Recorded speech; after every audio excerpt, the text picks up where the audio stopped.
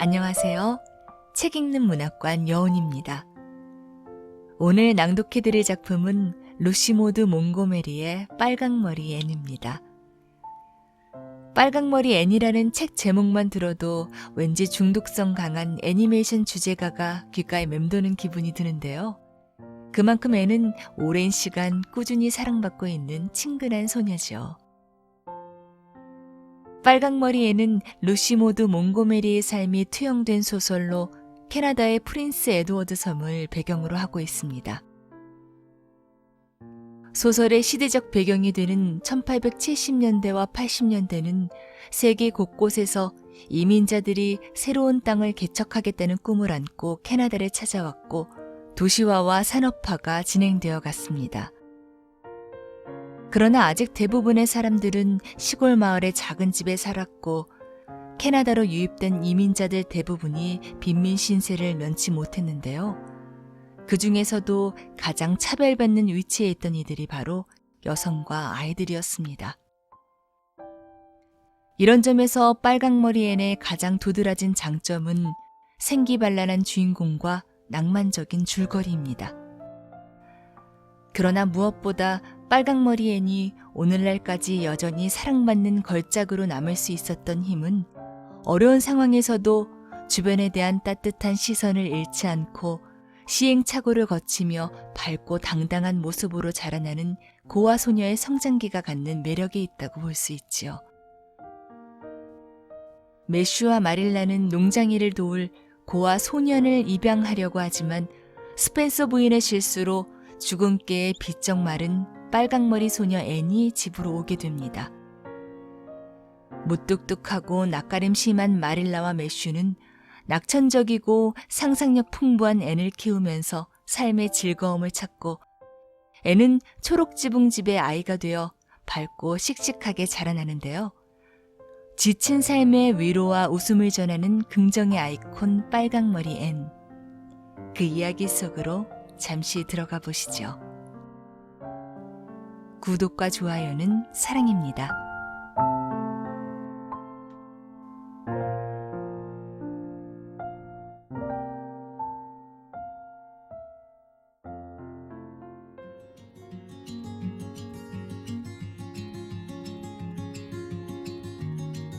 빨강머리 앤.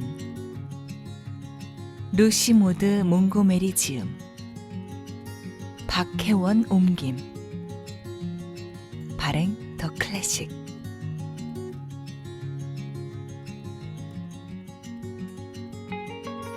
(2) 장 매슈 커스버트가 놀라다. 매슈 커스버트는 밤색 앞말이 끄는 마차를 몰고 브라이트 리버역까지 12km가 넘는 길을 기분 좋게 달렸다. 아담한 농장들 사이로 난 아름다운 길이었다. 마차는 향긋한 전나무 터널도 지나고 야생 자두나무 꽃이 맑게 핀 골짜기도 달렸다. 늘어선 사과밭에서 날아든 꽃향기로 공기는 달콤했고 푸른 들판이 저 멀리 진주빛과 자줏빛 안개가 피어오르는 지평선까지 펼쳐져 있었다. 작은 새들이 노래했네. 단 하루뿐인 여름날인 것처럼. 매슈는 나름대로 풍경을 즐겼지만 여자들을 만나 인사를 해야 하는 순간만큼은 그러지 못했다. 프린스 에드워드 섬에서는 길에서 사람을 만나면 알든 모르든 인사를 해야 했다. 매슈는 마릴라와 린드 부인 말고는 모든 여자가 무서웠다. 그 수수께끼 같은 피조물이 자신을 보며 속으로 비웃는 것 같아서 불편하기만 했다. 어쩌면 매슈의 짐작이 맞을지도 몰랐다. 매슈의 외모가 특이하긴 했으니까. 생긴 건 투박한 데다 회색 머리가 구부정한 어깨까지 길게 내려왔고 20살을 넘기면서부터는 한결같이 덥수룩하니 연갈색 턱수염을 하고 있었다. 사실 회색 머리만 다를 뿐 20살 때나 60살인 지금이나 별반 다를 게 없었다. 브라이트 리버역에 도착했지만 열차가 지나간 흔적은 없었다. 매슈는 너무 일찍 왔다고 생각하며 조그마한 브라이트 리버 호텔 마당에 말을 묶은 뒤 역사로 향했다. 긴 플랫폼은 거의 텅 비어 있었다. 눈에 띄는 사람이라고는 플랫폼 맨 끝에 쌓아둔 지붕 널빤지 더미에 앉아있는 여자아이뿐이었다. 매슈는 여자아이라는 사실을 알아차리자마자 눈길도 주지 않고 몸을 옆으로 돌려 되도록 빨리 지나쳤다. 만약 매슈가 아이를 봤다면 잔뜩 긴장해 있으면서도 기대감에 차 있는 몸짓과 표정을 알아봤을 것이다. 소녀는 그 자리에 앉아 무언가를, 어쩌면 누군가를 기다리고 있었고 할 수 있는 일이 앉아서 기다리는 것밖에 없었기 때문에 혼신의 힘을 다해 앉아서 기다리는 중이었다. 역장이 저녁 식사를 하려고 매표소 문을 잠그며 집에 갈 준비를 하고 있었다. 매슈는 역장에게 35분 기차가 곧 도착하는지 물었다. 35분 기차는 30분 전에 들어왔다가 떠났지요. 하지만 거스버트 씨가 올 거라며 어떤 승객이 아이를 한 명 내려놓고 갔답니다. 여자아이요. 저쪽 널빤집 위에 앉아있을 겁니다. 이 여자 대합실에서 기다리라고 했는데도 밖이 더 좋다고 아주 진지하게 말하더군요. 상상할 거리가 많다나요? 별난 아이예요. 역장이 활기찬 목소리로 대답했다. 여자아이가 아닌데 난 남자아이를 데리러 온 겁니다. 남자아이가 있어야 하는데 알렉산더 스펜서 부인이 노바스코시아에서 남자아이를 데려다 주기로 했거든요. 매슈가 멍하니 말했다. 역장이 휘파람을 불었다. 착오가 있었나 봅니다.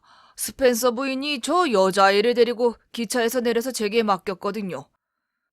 매슈하고 마릴라가 고아원에서 입양할 아이라고. 매슈가 데리러 오고 있을 거라고 말입니다. 제가 아는 건 여기까지예요. 여기에 숨겨놓은 다른 고아아이는 더 없어요. 알 수가 없군. 매슈는 마릴라가 와서 이 상황을 직접 해결해 줬으면 좋겠다고 생각하며 맥없이 말했다. 글쎄요, 저 아이한테 물어보는 게 낫지 않을까요? 그 아이가 설명해 줄 수도 있을 것 같은데.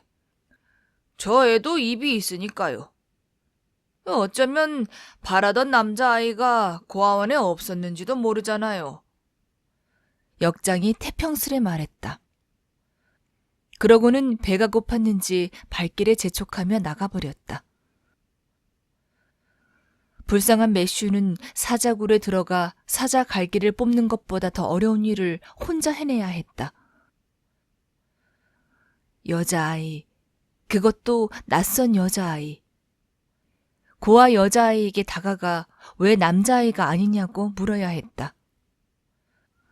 매슈는 속으로 앓는 소리를 하며 돌아서서 느릿느릿 힘없는 걸음으로 플랫폼을 지나 여자아이에게 다가갔다. 여자아이는 매슈가 지나쳐간 뒤에도 줄곧 매슈를 쳐다보고 있었고 지금도 매슈를 바라보고 있었다. 매슈는 여자아이를 쳐다보지도 않았지만 보았더라도 아이가 어떤 모습인지 제대로 알아채지 못했을 것이다. 하지만 보통 사람이라면 이런 생각을 했을 터였다. 아이는 11살 정도로 보였고 아주 짧고 몸에 꽉 끼는 누런빛이 도는 볼품없는 회색빛 혼방 원피스를 입고 있었다. 그리고 색이 바래고 납작한 갈색 밀짚 모자를 썼으며 모자 아래로 숱 많은 새빨간 머리카락을 두 갈래로 따 등 뒤로 늘어뜨렸다. 작고 하얀 얼굴은 갸름했는데 주근깨 투성이었다. 입도 크고 눈도 컸다. 눈동자는 햇살과 기분에 따라 초록색이 되었다가 잿빛이 되기도 했다. 여기까지는 보통 사람의 시선으로 알아차릴 수 있는 모습이었다.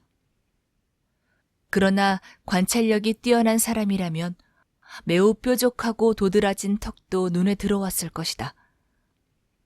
또한 큰 눈은 생기발랄했고 입은 귀여운 입술에 감정을 고스란히 드러낼 것 같았으며 이마는 넓고 동그랬다.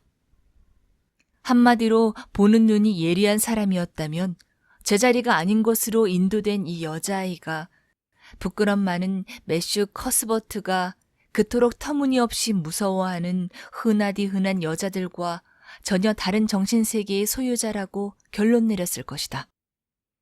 다행히 매슈는 먼저 말을 거는 시련을 겪지 않아도 되었다. 매슈가 자신에게 오고 있다는 확신이 들자마자 여자애는 자리에서 일어서서 햇볕에 그을린 야윈 한 손으로 다 해진 구식 여행용 가방의 손잡이를 꽉 움켜잡았다. 그리고 나머지 한 손을 매슈에게 내밀며 말했다. 유난히 또랑또랑하고 싹싹한 목소리였다. 초록지붕집의 매슈 커스버트 아저씨 맞으시죠? 만나 뵙게 되어 정말 기뻐요. 절 데리러 오시지 않을까봐 막 걱정이 되려고 해서 아저씨가 못 오는 온갖 이유를 상상하고 있었어요. 아저씨가 오늘 밤까지 절 데리러 오시지 않으면 커다란 벚나무가 있는 모퉁이까지 기찻길을 따라 내려갈 생각이었어요. 그리고 그 나무에 올라가서 밤을 보내려고 마음먹고 있었어요. 전 하나도 무섭지 않아요. 하얀 벚꽃이 활짝 핀 나무 위에서 달빛을 받으며 잔다니 굉장히 멋질 것 같지 않으세요? 대리석으로 된 넓은 방이 있다고 상상할 수도 있고요. 그리고 아저씨가 오늘 밤에 못 오셔도 내일 아침에는 꼭 오실 거라고 생각했거든요. 매슈는 앙상한 작은 손을 어색하게 맞잡았다. 그러면서 어떻게 해야 할지 마음을 굳혔다. 눈을 반짝반짝 빛내는 이 아이에게 차마 착오가 있었다는 말을 할 수가 없었다.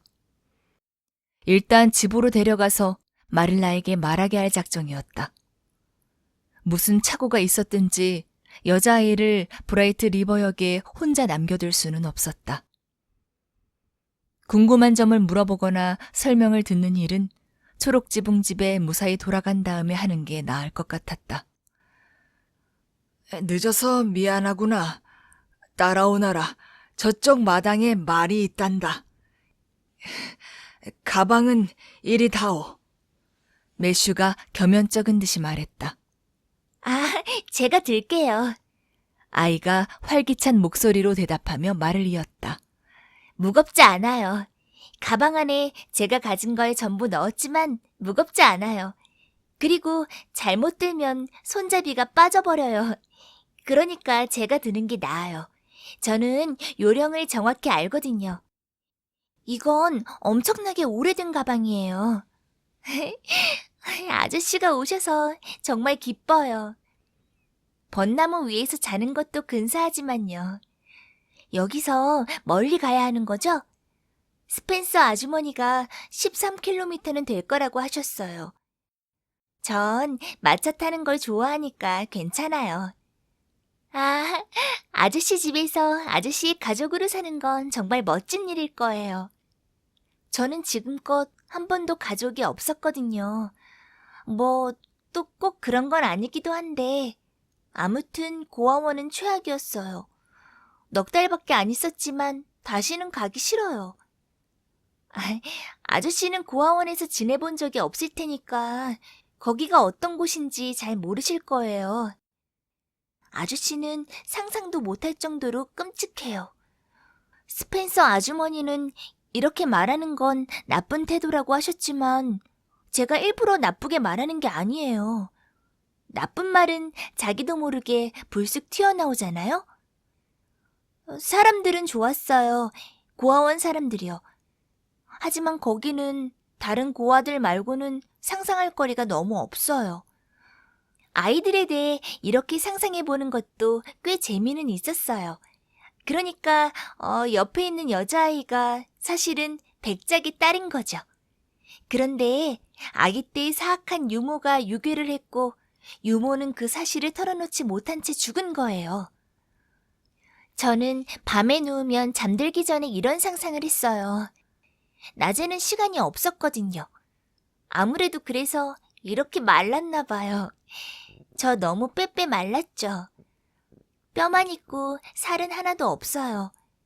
전 제가 팔꿈치가 온폭 들어갈 만큼 포동포동하고 보기 좋은 모습이라고 상상하는 게 참 좋아요. 메쉬의 길동무는 그만 말을 멈췄다. 숨이 차기도 하고 마차를 묶어둔 곳에 다다랐기 때문이었다. 아이는 마차가 마을을 벗어나 가파른 작은 언덕길에 내려올 때까지 아무 말도 하지 않았다. 부드러운 흙을 깊이 파서 길을 낸 탓에 양쪽 비탈에는 꽃이 만발한 벚나무와 새하얗고 늘씬한 자작나무들이 두 사람의 머리보다 1미터쯤은 위에 늘어서 있었다.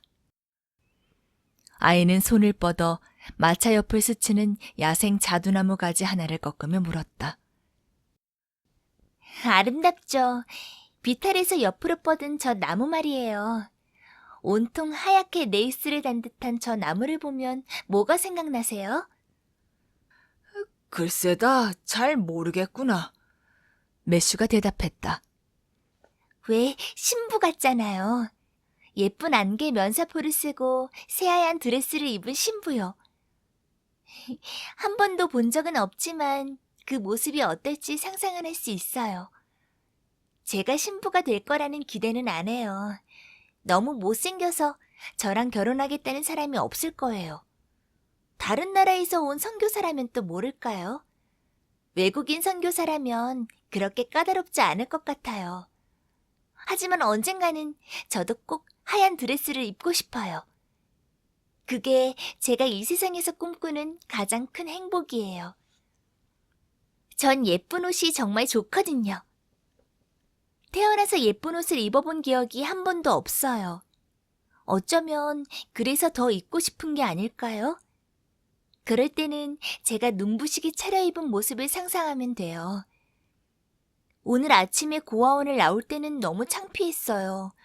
이 볼품없는 원피스밖에 입을 옷이 없어서요. 고아원에서는 다 이런 옷을 입을 수밖에 없어요. 지난 겨울에 호프타운에서 어떤 상인이 혼방 옷감을 300만화 고아원에 기부했거든요. 어떤 사람들은 팔다 남은 옷감이라고 말하지만 전 그분이 진심으로 친절을 베풀었다고 믿고 싶어요. 기차에서 사람들이 저만 쳐다보면서 불쌍하게 여기는 것 같았어요. 하지만 바로 저는 세상에서 가장 아름다운 하늘색 실크 드레스를 입고 있다고 상상하기 시작했어요. 어차피 상상인데 이왕이면 멋진 게 좋잖아요. 온갖 꽃이랑 깃털이 너풀거리는 커다란 모자를 쓰고 금시계도 차고요. 새끼 염소 가죽으로 만든 장갑이랑 장화도 신은 거예요. 이런 상상을 하니까 금방 기분이 좋아져서 섬까지 오는 동안 여행을 마음껏 즐겼어요. 배에서 멀미도 전혀 안 했고요. 스펜서 아주머니는 평소에는 멀미를 하셨다는데 이번엔 괜찮으셨어요. 제가 물에 빠질까봐 지켜보느라 멀미할 새가 없으셨대요. 저처럼 기웃거리고 돌아다니는 아이는 본 적이 없으시다면서요. 하지만 제가 돌아다닌 것 때문에 멀미를 안 했다면 다행이잖아요. 그리고 전 배에서 볼 수 있는 건 전부 보고 싶었어요. 그런 기회가 언제 또 있을지 모르잖아요. 와, 저기 벚꽃이 훨씬 더 많이 피었네요. 이곳처럼 꽃이 많은 섬은 처음이에요. 벌써부터 이 섬이 마음에 쏙 들어요. 여기서 살게 돼서 정말 기뻐요. 프린스 에드워드 섬은 세상에서 가장 아름다운 섬이라고 들었어요. 이 섬에서 사는 상상을 많이 했는데 정말 여기서 살게 될 줄은 꿈에도 몰랐어요. 상상이 현실이 되면 정말 기쁘잖아요. 그렇죠? 그런데 저 붉은 길들은 정말 신기하네요. 샬럿타운에서 기차를 탔는데 붉은 길이 옆으로 휙휙 지나가는 거예요. 그래서 스펜서 아주머니께 길이 왜 붉은색이냐고 물었더니 아주머니도 모르신다면서 제발 그만 좀 물어보라고 하시더라고요. 제가 질문을 1000번도 더 했다면서요. 제가 그런 것 같기는 하지만 물어보지 않으면 모르는 걸 어떻게 알아요. 그런데 저 길은 왜 붉은 거예요? 글쎄다, 모르겠구나. 저것도 언젠간 꼭 알아낼 거예요. 앞으로 알아야 할 온갖 것을 생각하면 신나지 않으세요? 그럼 살아있다는 게 정말 즐겁게 느껴지거든요. 세상에는 흥미로운 일이 가득하잖아요. 만약 우리가 모르는 게 없으면 재미가 반으로 뚝 줄어버릴 거예요. 그렇게 생각하지 않으세요? 상상할 여지가 없잖아요. 근데 제가 말이 너무 많나요? 사람들이 항상 제게 그러거든요. 조용히 하고 있을까요? 그러라시면 그럴게요. 마음만 먹으면 말을 안 할 수 있어요. 힘들기는 하지만요. 매슈는 자신도 놀랄 만큼 즐거워하고 있었다.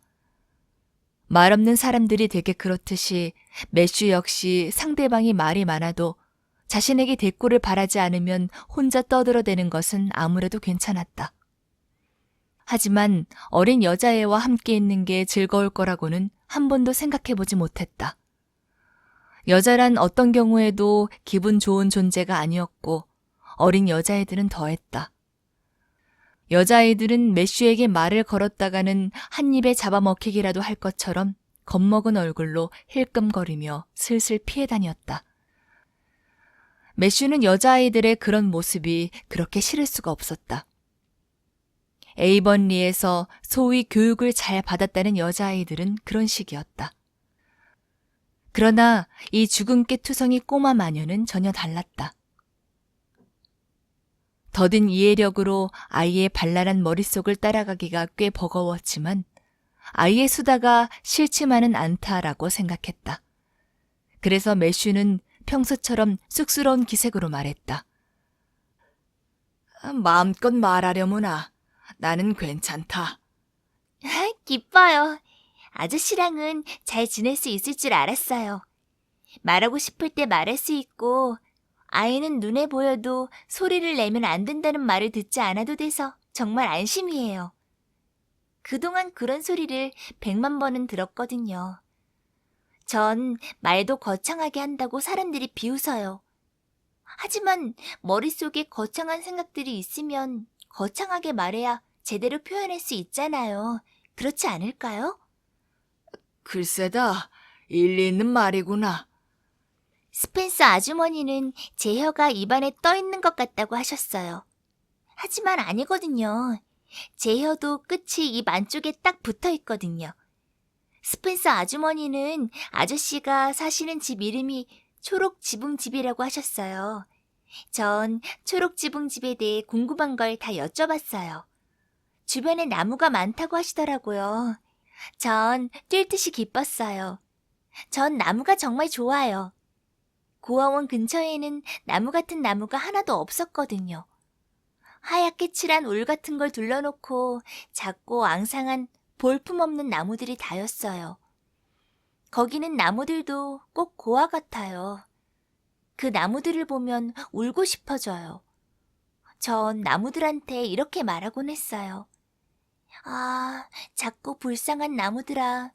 넓고 울창한 숲에서 다른 나무들과 어우러져 자라면 작은 이끼와 6월의 방울꽃들이 뿌리 위를 덮고 멀지 않은 곳에 개울이 흐르고 새들이 너희 가지에 앉아 노래해주면 훨씬 더 크게 자랄 수 있을 텐데, 그렇지? 하지만 여기서는 그럴 수가 없구나. 나는 너희들 마음을 잘 알아, 작은 나무들아. 오늘 아침은 그 나무들을 두고 떠나야 해서 슬펐어요. 아저씨도 그런 것들하고 정든 적 있으시죠? 초록지붕집 근처에는 개울이 있나요? 깜빡 잊고 스펜서 아주머니께 여쭤보지 못했어요. 글쎄다. 그래. 집 바로 아래 하나 있구나. 시냇가 근처에 사는 것도 제가 언제나 꿈꾸던 일이에요. 하지만 정말로 그런 곳에 살게 될 거라고는 생각도 못했어요. 꿈이 이루어지는 게 쉽지 않잖아요. 그러니 꿈이 이루어지면 얼마나 기분이 좋겠어요? 전 지금 하나만 빼고 완전히 행복해요. 그 하나가 뭐냐면요. 이게 무슨 색으로 보이세요? 아이는 윤기가 흐르는 양갈래로 따은 머리 한 가닥을 앙상한 어깨 위에서 획 잡아채더니 매슈의 눈앞에 가져다 댔다. 매슈는 여자들이 길게 기른 머리의 색을 판단하는 데 익숙지 않았지만 이 경우는 별로 생각할 필요가 없었다. 빨간색이구나. 그렇지? 아이는 따은 머리를 등 뒤로 넘기며 평생 마음속 깊숙이 박혀있던 슬픔을 발끝에서부터 모두 토해내듯 한숨을 쉬었다. 그리고 체념한 투로 말했다. 맞아요. 빨간색이에요. 이제 제가 왜 완벽하게 행복할 수 없는지 아시겠죠? 머리가 빨간 사람은 행복할 수 없어요. 저는 다른 건 별로 신경 안 써요. 주근깨 투성이인 것도, 눈동자가 초록색인 것도, 빼빼 마른 것도 말이에요. 그런 건 없다고 상상하면 되니까요. 전 제 얼굴빛이 장미꽃잎처럼 아름답고 눈동자는 별빛처럼 반짝이는 보랏빛이라고 상상할 수 있어요. 하지만 빨강머리는 다른 걸로 상상이 안 돼요. 전 온 힘을 다해 이렇게 생각해요. 이제부터 내 머리카락은 눈부신 까만색이다. 까마귀 날개처럼 까맣다. 하지만 제 머리가 빨갛다는 생각이 잠시도 사라지지 않아서 가슴이 찢어져요. 이건 제 평생의 슬픔이 될 거예요. 언젠가 평생의 슬픔을 간직한 여자아이가 등장하는 소설을 읽었는데 그 애가 슬픈 건 빨강 머리 때문은 아니었어요. 그 아이는 금발머리가 설화석고 같은 이마에서부터 등 뒤까지 찰랑거렸거든요. 그런데 설화석고 같은 이마가 뭐예요? 아무리 찾아봐도 모르겠더라고요. 아저씨는 아세요? 글쎄다. 나도 모르겠구나.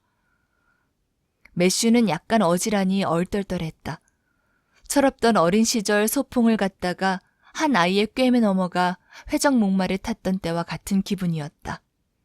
그게 무슨 뜻이든 좋은 말일 거예요. 그 여자아이는 여신처럼 아름답다고 했거든요. 신처럼 아름다우면 기분이 어떨지 상상해 본 적 있으세요? 글쎄다. 그런 상상은 안 해봤구나. 매슈는 솔직하게 대답했다. 전 자주 해봤어요. 만약 선택할 수 있다면 어떤 게 좋으세요?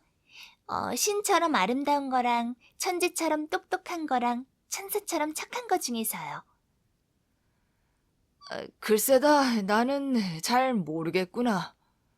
저도 그래요. 어느 쪽도 선택을 못 하겠어요. 하지만 고르지 못해도 상관없어요. 어차피 제가 될 수 있는 게 없으니까요. 제가 천사처럼 착하지 않은 건 확실해요. 스펜서 아주머니가 그러시는데, 코스버트 아저씨! 아저씨! 아저씨! 스펜스 부인이 그렇게 말했다는 게 아니었다. 아이가 마차에서 굴러떨어진 것도 매슈가 깜짝 놀랄 만한 행동을 한 것도 아니었다. 마차가 굽이길을 돌아 가로수길로 들어섰을 뿐이었다. 뉴브리지 사람들이 가로수길이라고 부르는 그 길은 500m 정도 길게 뻗어 있었다. 길 양쪽으로는 몇 년 전 나이 지긋한 한 괴짜 농부가 심어놓은 사과나무들이 거목으로 자라 아치형으로 넓게 가지를 뻗었고 머리 위로는 눈처럼 하얗고 향기로운 꽃들이 차양처럼 길게 드리워졌다.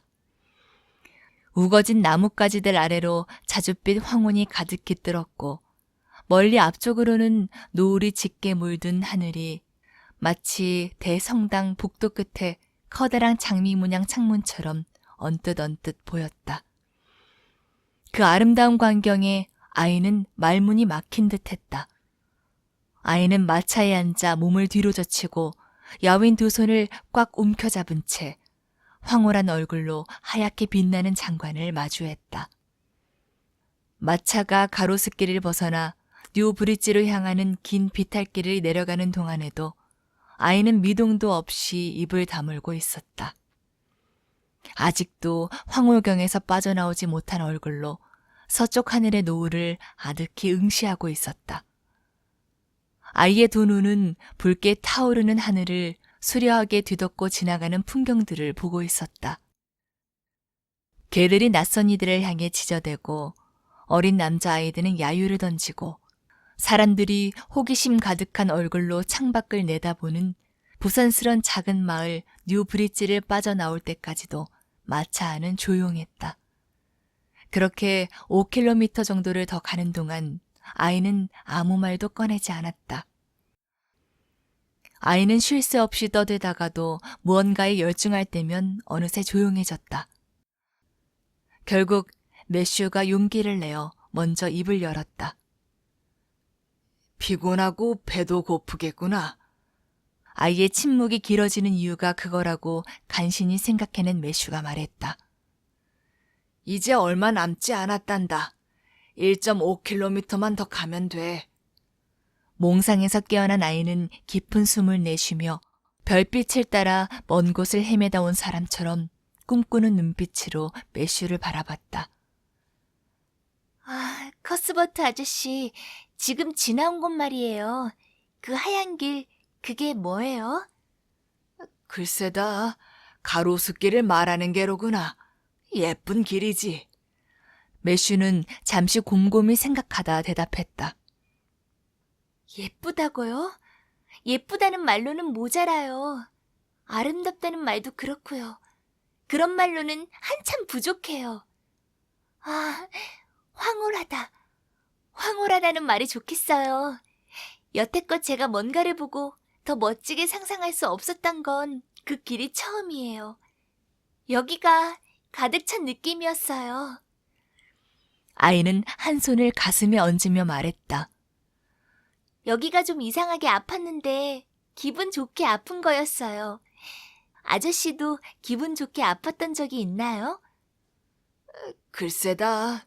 그런 적이 있었는지 기억이 나지 않는구나. 전 그런 적이 많아요. 굉장히 아름다운 걸 볼 때마다 그러거든요. 그런데 저렇게 예쁜 길을 가로수길이라고 부르면 안 될 것 같아요. 그런 이름에는 아무런 의미도 없잖아요. 저 길의 이름은 그러니까 기쁨의 하얀 길이 어울려요. 이게 더 상상력이 들어간 멋진 이름 같지 않으세요? 전 어떤 사람이나 장소의 이름이 마음에 들지 않으면 새로운 이름을 상상해서 늘 그 이름으로 생각해요.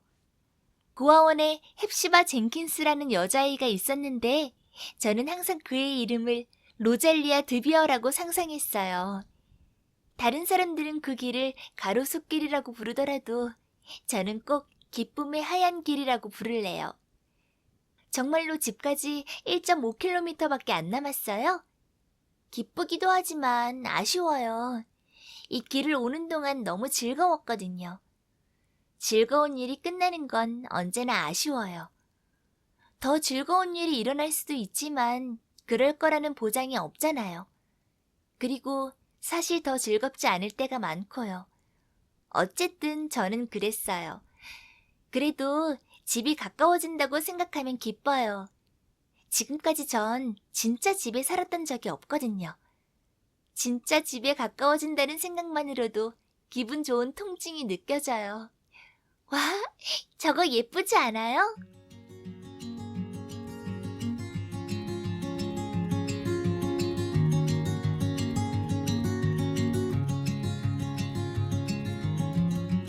(3장) 마릴라 커스버트가 놀라다.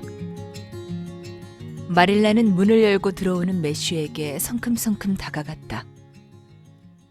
하지만 빳빳하고 볼품없는 원피스를 입고 빨강머리를 길게 따내린 채 절실해 보이는 눈을 반짝이는 이상한 어린아이를 보자 깜짝 놀라 그 자리에 멈춰섰다. 매슈 오라버니, 저 아이는 대체 누구예요? 남자아이는 어디 있어요? 마릴라가 버럭 소리쳤다. 남자아이는 없었어. 이 아이뿐이던데. 매슈는 아이에게 고갯짓을 하다가 아이의 이름도 묻지 않았다는 사실을 깨달았다. 남자아이가 없었다니요? 남자아이가 오기로 했잖아요. 스펜서 부인한테 남자애를 보내달라고 했잖아요. 마릴라가 완고하게 말했다. 글쎄다. 스펜서 부인이 이 아이를 데려왔던 걸 역장한테도 물어봤어. 아이는 집에 데려올 수밖에 없었어. 뭐가 잘못됐는지는 몰라도 거기에 혼자 둘 수는 없어서 말이야. 아유, 이 일을 어째? 마릴라가 외치듯 말했다. 이런 대화가 오가는 동안 말없이 두 사람을 번갈아 보던 아이의 얼굴에서 생기가 싹 가셨다. 문득 두 사람의 대화가 어떤 뜻인지 깨달은 듯했다. 아이는 소중한 여행 가방을 툭 떨어뜨리더니 한 걸음 성큼 내디디며 두 손을 꼭 맞잡았다. 저를 원치 않으시는군요. 제가 남자아이가 아니라서 필요 없으신 거죠? 그 생각을 했어야 했는데 이제껏 절 원한 사람은 아무도 없었어요. 이렇게 아름다운 일들이 오래 갈 리 없다는 걸 알았어야 했는데 절 정말로 원하는 사람은 아무도 없다는 걸 알았어야 했는데 어떻게 하죠? 눈물이 나올 것 같아요. 아이는 울음을 터뜨렸다. 식탁 옆 의자에 앉아 두 팔을 식탁 위에 털썩 얹고는 얼굴을 묶고 펑펑 울어댔다. 마릴라와 매슈는 난로를 사이에 두고 서로를 나무라는 듯한 눈빛을 보냈다. 두 사람 다 무슨 말을 해야 할지, 뭘 어떻게 해야 할지 몰랐다. 마지못해 마릴라가 앞으로 나서며 어설프게 말했다. 뭐 이런 일로 그렇게 울 건 없단다. 아니요, 있어요. 아이가 불쑥 고개를 들자 눈물로 얼룩진 얼굴과 떨리는 입술이 보였다. 아주머니도 울 거예요. 아주머니가 고하고 자기 집이 될 줄 알고 찾아간 곳에서 남자아이가 아니라 필요 없다는 사실을 알게 됐다고 생각해보세요. 이렇게 비극적인 일은 여태껏 한 번도 없었어요.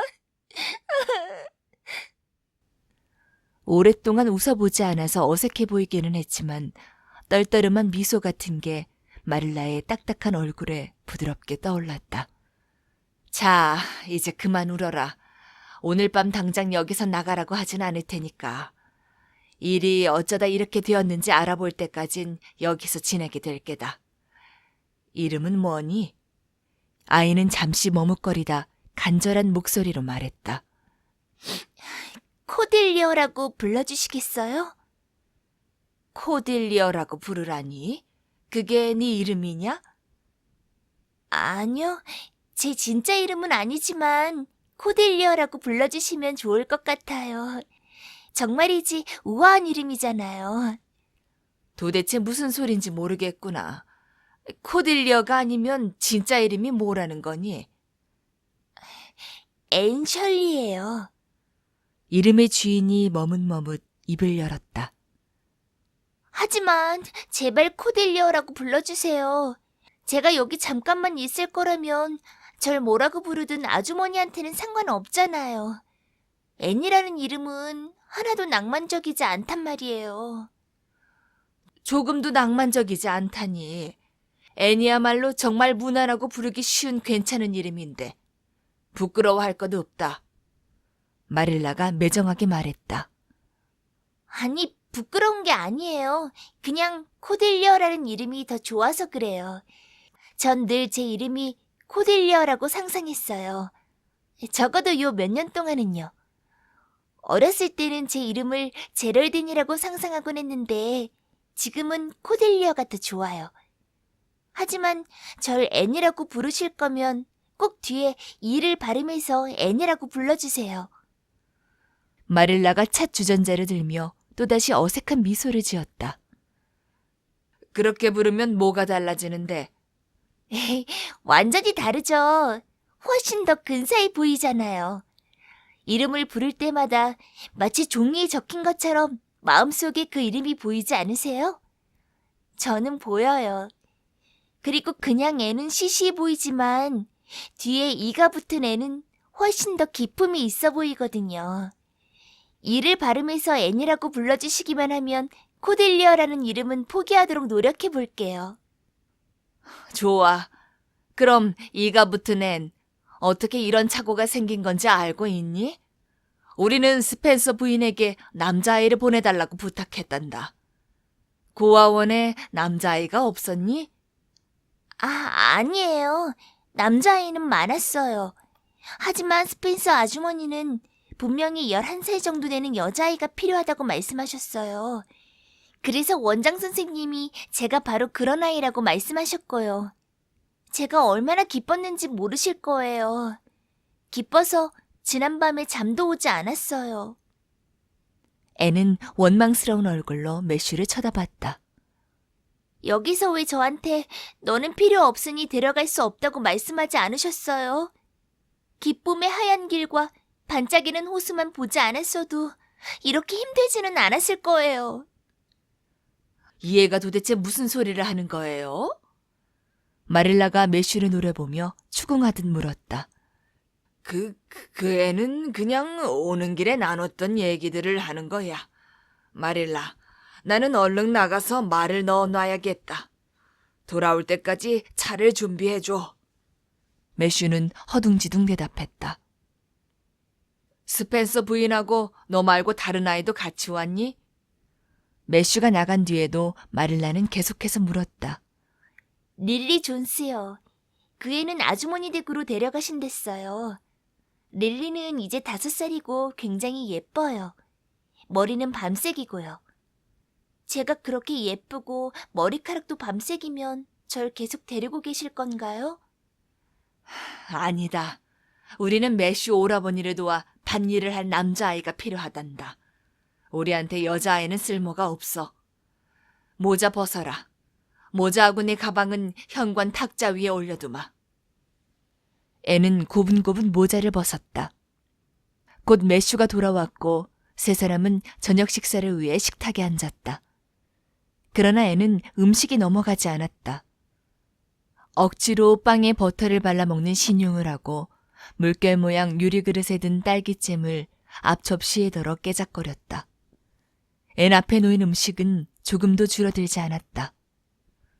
아무것도 먹지 않는구나. 마릴라가 톡 쏘아붙이듯 말하며 그게 심각한 단점이라도 되는 양 쳐다봤다. 애는 한숨을 내쉬었다. 못 먹겠어요.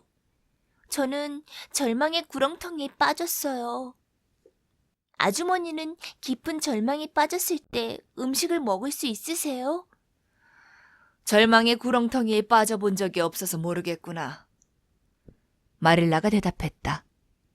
그런 적이 없다고요? 그럼 깊은 절망에 빠졌다고 상상해 본 적은 있으세요? 아니, 없다. 그럼 그게 어떤 기분인지 이해 못 하실 거예요. 정말이지 마음이 너무 아프거든요. 뭘 먹으려고 해도 덩어리 같은 게 목에서 밀고 올라와서 아무것도 삼킬 수가 없는걸요. 초콜릿 캐러멜조차 먹을 수가 없어요. 초콜릿 캐러멜은 2년 전에 하나 먹어봤는데 진짜 맛있었어요. 그때부터 가끔 초콜릿 캐러멜을 엄청나게 많이 갖고 있는 꿈을 꿨는데 먹으려고만 하면 꿈에서 깼어요. 제가 음식을 먹지 않은 것 때문에 제발 기분 상하지 않으셨으면 좋겠어요. 전부 다 정말 맛있지만 목에서 넘어가질 않아요. 아이가 피곤할 것 같은데 재우는 게 낫겠어, 마릴라. 헛간에 다녀온 뒤로 줄곧 침묵을 지키던 매슈가 입을 열었다. 마릴라는 앤을 어디에 재워야 할지 고심 중이었다. 부엌방에다 기다려 마지 않던 남자아이가 잘 소파를 준비해 두었지만 소파가 아무리 깨끗하고 말끔해도 여자아이를 재우기에는 맞지 않아 보였다. 그렇다고 집 없는 고아 아이에게 손님방을 내줄 수는 없었다. 그러다 보니 남는 방은 동쪽 지붕 및 다락방뿐이었다. 마릴라는 촛불을 켜고 앤에게 따라오라고 말했다. 앤은 힘없이 마릴라 뒤를 따라가다가 현관에 지날 때 탁자에 올려두었던 모자와 여행 가방을 집어들었다. 복도도 놀랄 만큼 깨끗했지만 곧이어 들어선 지붕 밑 작은 다락방은 그보다 더 깨끗했다. 마릴라는 다리가 3개 달린 세모난 탁자에 촛불을 내려놓고는 이부자리를 내렸다. 잠옷은 있지? 애는 고개를 끄덕였다. 네, 2벌 있어요. 고아원에서 원장 선생님이 만들어주셨어요. 몸에 너무 꼭 끼긴 하지만요. 고아원에서는 뭐든 넉넉하게 나눠 가질 수가 없거든요. 그래서 항상 모든 게 빠듯해요. 어쨌든 제가 있던 곳처럼 가난한 고아원은 그래요. 꼭 끼는 잠옷 치마는 질색이지만 그런 잠옷을 입어도 목에 프릴이 달리고 바닥을 끄는 예쁜 잠옷을 입었을 때랑 똑같은 꿈을 꿀 수 있으니까 괜찮아요. 그게 유일한 위안이에요. 자, 얼른 옷을 갈아입고 자리에 눕거라. 촛불을 가지러 오마. 너한테 끄고 자라고 하진 못하겠구나. 불이라도 낼까 말이야. 마릴라가 나가자 애는 아쉬운 눈으로 방을 두리번거렸다. 휑하니 하얗기만한 벽이 유난히 눈길을 잡아당겼고 그 벽들마저 썰렁함에 몸부림치는 것 같았다. 바닥에도 처음 보는 모양의 둥근 매트만 깔려있을 뿐 아무것도 없었다. 방 한쪽 구석에는 높이가 높고 기둥은 검고 낮은 구식 침대가 놓여 있었다. 다른 쪽 구석에는 들어오면서 보았던 삼각 모양 탁자가 있었는데 아무리 단단한 바늘이라도 끝이 휘어져 버릴 것 같은 단단하니 볼록한 빨강 벨벳 바늘꽂이가 장식처럼 놓여 있었다. 탁자 위로는 폭이 15cm에 길이가 20cm 정도 되는 자그마한 거울이 걸려 있었다. 탁자와 침대 사이 중간 즈음에는 창문이 있었는데 창문 위에는 새하얀 모슬린 천으로 만든 주름 장식이 달렸고 창 맞은편에는 세면대가 있었다.